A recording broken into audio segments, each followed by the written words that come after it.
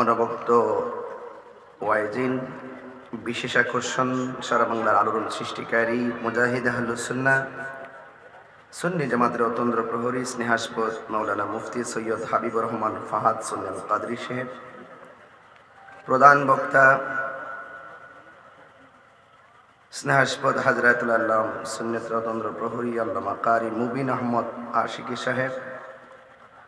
মৌলানা মুফতি আব্দুল কাদের সুন্নি আল কাদরি সাহেব, মৌলানা হাফেজ কুতুবুদ্দিন রুমন রেজা আল কাদরি সাহেব, ৫ নং উপায়ন পরিষদের মান্যবর চেয়ারম্যান জনাব সরদার এম এম মান্নান সাহেব ও সৈয়দ মঈনুল হক আরিফ সাহেব, জনাব তাজউদ্দিন সাহেব, 3 জন চেয়ারম্যান আজকে অতিথি।